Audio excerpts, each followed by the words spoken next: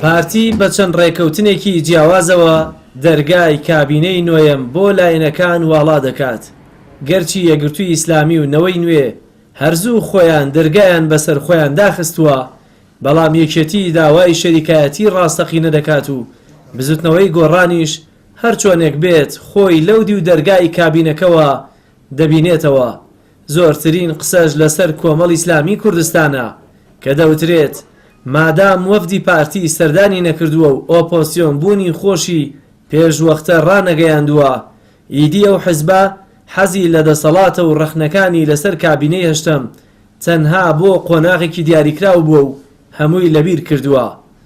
ئەندامێکی سەرکردایەتی کۆمەڵ ئیسلامی باوەڕی وایە کۆمەڵ هێزێکی بێپلان و بەرنامە نییە و بۆ بەشداریکردنی لە کابینەی نوێیەم چاوی لەسەر چارەسەرکردنی کێشە هەڵپەسێراوەکانی نێوان هەرێم و بەغدا و قەیرانە کەڵەکە بووەکانی ناوخۆیە.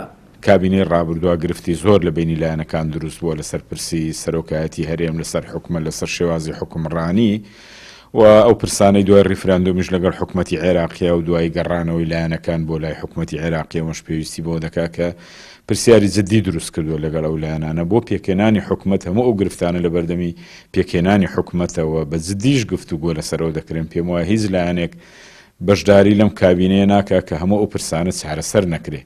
بۆیە یەک لەوانش کۆمەڵی ئیسلامیە بە تاکید بە جددی و دیراسی ئەوە دەکاوە ئەو کاتە لە کاتێکا کە بەشداری حکومت دەکا کە حکومەتەکە جێگەی ئەوە بێ کە لە خزمەتی خەڵکی هەرێمی کوردستان و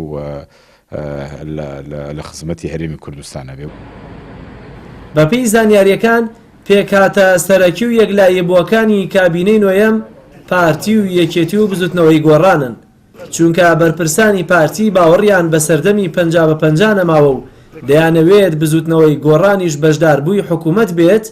لەلایەکەوە حەزبێکی ناڕازیان بردوتە ناو حکوومەت و لەلایەکی دیکەشەوە بۆ هاوسەنگی باڵانزی هێز بەرامبەر یەکێتی بەکاری دێنن. یەکێتی نیشتیمانیش کە دەزانێت بێ ئەو حکوومەتەکەی پارتی لە دێگەڵە تێناپەڕێت داوای شەریکایەتی ڕاستەقینە دەکات و نایەوێت تەنها وەکو بەشدار بوویەکی کابینەکە مامەڵەی لەگەڵ بکرێت. ئێمە لە حکوومەتی پێشوو یەکێک بوون لەو حەزبانێک کە لاوەستنین بەشداریمان هەبوو، یان ئەو وەزارەتانی کە زۆر کاریگەر نەبوون جگە لە وەزارەتی خوێندنی باڵا ئەوانتر هەمووی وەزارەتی لاواز بوون، یان لاواز بوون لەو ڕوانگەیەوە کە لە ڕووی ڕیزبەندی وەزارەتەکانە ئەکەونە خوارەوە. ئەو مەسەلەی کە ئێمە زۆر بەلامانەوە گرنگە ئەوەیە کە ئەم حکوومەتی شەریکایەتی بێت. حکوومەتەکانی پێشوش ئەوەی پێشوش هەر حکوومەتی شەریکایەتی بوو، یان ناتوانن نکۆڵی لێو بکەن، بەڵام جۆری شەریکایەتیەکە بە ئەم جارە ڕاستەقی نەبێت و جۆری لەپسراوەتیەکەش بە لەپسراوەتی ڕاستەقی نەبێت بۆ ئەوەی بتوانین ئەرکەکانی خۆمە بە ڕێکوپێکی جێبەجێ بکەین. بە بڕوای بەشێک لە چاودێرانی سیاسی مەسرور بارزانی نایەوێت کابینەکەی وەکو ئامۆزاکەی کابینەیەکی شکست خواردوو بێت و لە بەغداوە هەنگاوەکانی بۆ نێشتنی گرفتەکانی دەست پێ کردووە.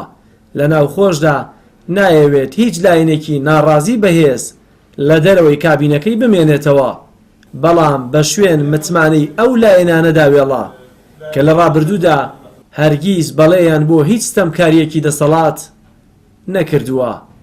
جەلال محەممەد، کەناڵی ئاسمانی پەیام، سلێمانی.